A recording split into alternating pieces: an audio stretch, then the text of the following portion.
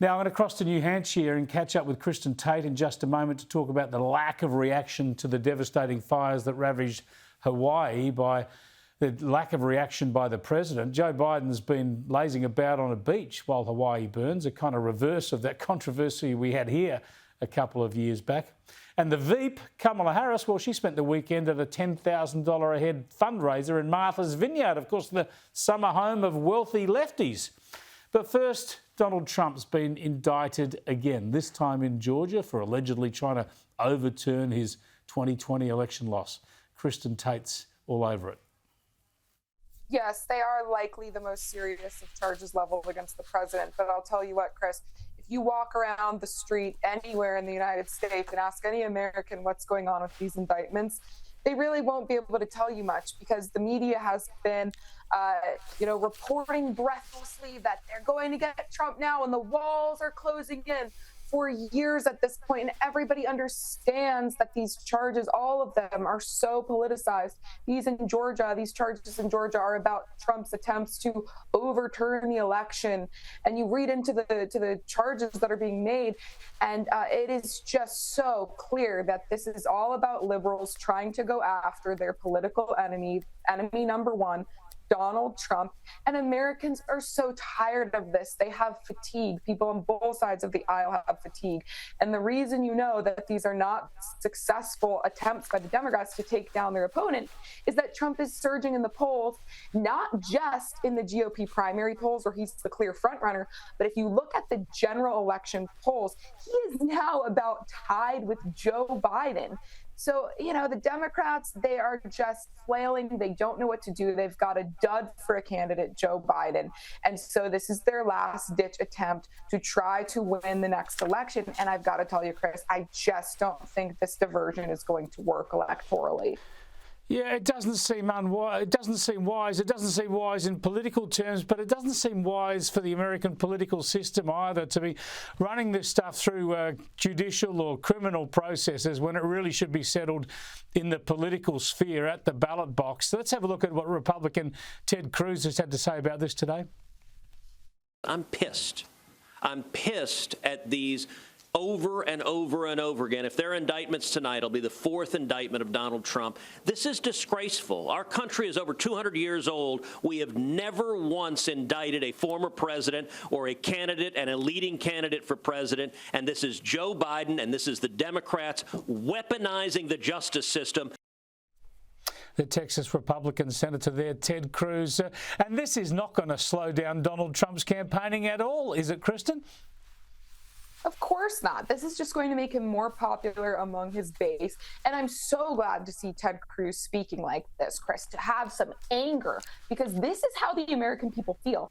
And Republicans in the spotlight, these people in Washington, D.C., the Republicans, they don't fight for too long. They're just too scared to say anything about this or to actually defend Donald Trump.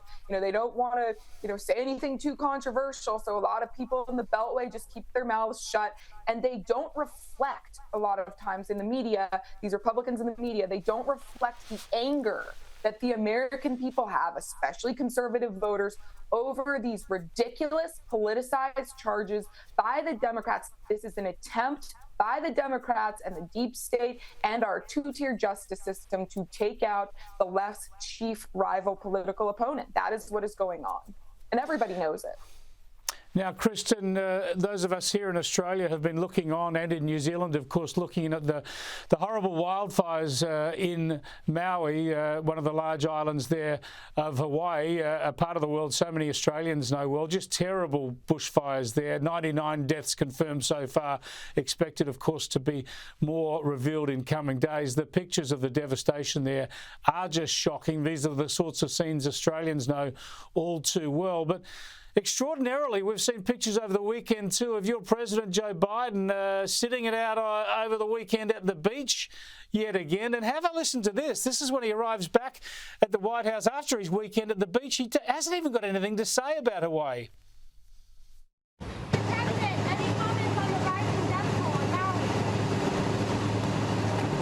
Will you come talk about the Hawaii response, Mr. President? Kristen, how on earth could a president not be talking about this national natural disaster?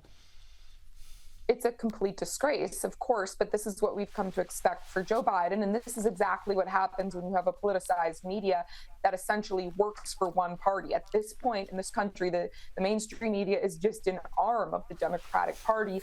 And a couple of weeks from now, the media won't even be reporting on this at all. Everyone will have forgotten it, except for these poor people in Hawaii. But you know what's really interesting about this, Chris, is despite how horrific and just disgraceful Joe Biden is acting in light of this disaster, I don't think it will change much for him electorally, because the Democrats' core base have proven over and over again that they will vote for anybody as long as they have a D next to their name. I mean, we saw a few years ago, they voted for a stroke victim who could not even utter a full sentence of English, John Fetterman in Pennsylvania, over a world-class surgeon who was running against him in that Senate race. So I don't suspect that his disastrous response to this tragedy is going to change much in terms of the election. But yes, it's a disgrace, and we're all embarrassed of our president.